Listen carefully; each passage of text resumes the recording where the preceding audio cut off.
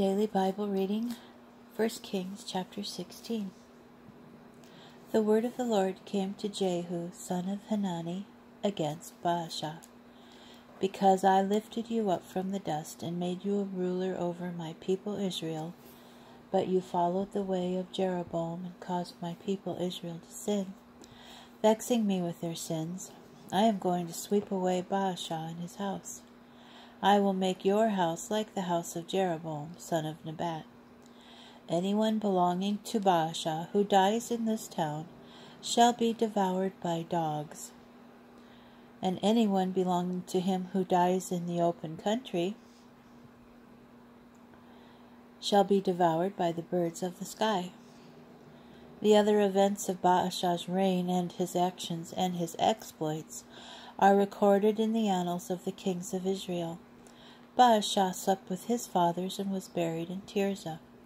His son Elah succeeded him as king.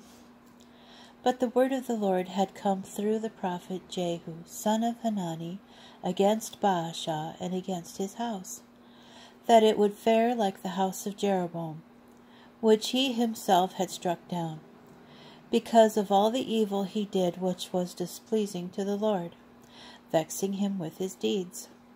In the 26th year of King Asa of Judah, Elah, son of Baasha, became king over Israel at Tirzah for 2 years.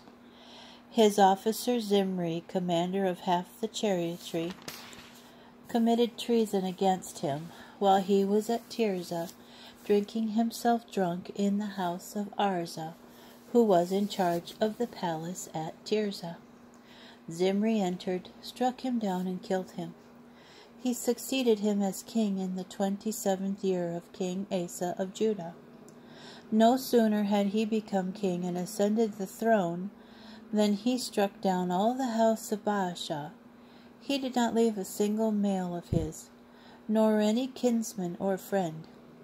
Thus Zimri destroyed all the house of Baasha, in accordance with the word of the Lord had spoken through the prophet Jehu, because of the sinful acts which Baasha and his son Elah committed, and which they caused Israel to commit, vexing the Lord, the God of Israel, with their false gods. The other events of Elah's reign and all his actions are recorded in the annals of the kings of Israel. During the 27th year of King Asa of Judah, Zimri reigned in Tirzah for 7 days.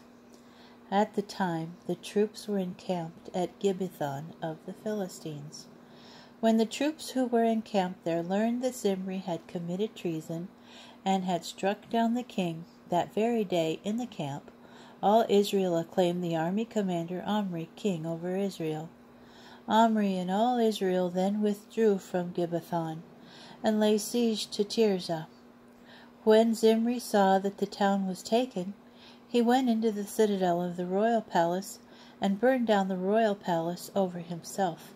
And so he died, because of the sins which he committed and caused Israel to commit, doing what was displeasing to the Lord and following the ways of Jeroboam.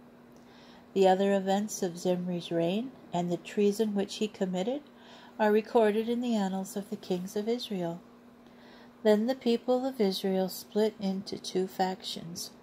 A part of the people followed Tibni, son of Ginath, to make him king, and the other part followed Omri. Those who followed Omri proved stronger than those who followed Tibni, son of Ginath. Tibni died, and Omri became king. In the 31st year of King Asa of Judah, Omri became king over Israel for 12 years. He reigned in Tirzah 6 years. Then he bought the hill of Samaria from Shemer for 2 talents of silver. He built a town on the hill and named the town which he built Samaria, after Shemer, the owner of the hill. Omri did what was displeasing to the Lord. He was worse than all who preceded him. He followed all the ways of Jeroboam, son of Nebat, and the sins which he committed and caused Israel to commit, vexing the Lord, the God of Israel, with their futilities. The other events of Omri's reign and his actions and the exploits he performed are recorded in the annals of the kings of Israel. Omri slept with his fathers and was buried in Samaria, and his son Ahab succeeded him as king. Ahab, son of Omri, became king over Israel in the 38th year of King Asa of Judah, and Ahab, son of Omri, reigned over Israel in Samaria for 22 years.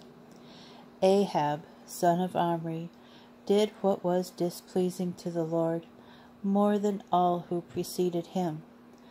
Not content to follow the sins of Jeroboam, son of Nebat, he took as wife Jezebel, daughter of King Ethbaal of the Phoenicians, and he went and served Baal and worshipped him. He erected an altar to Baal in the temple of Baal, which he built in Samaria. Ahab also made a sacred post. Ahab did more to vex the Lord, the God of Israel, than all the kings of Israel who preceded him. During his reign, Hiel the Bethelite fortified Jericho. He laid its foundations at the cost of Abiram, his firstborn, and set its gates in place at the cost of Segub, his youngest, in accordance with the words that the Lord had spoken through Joshua, son of Nun.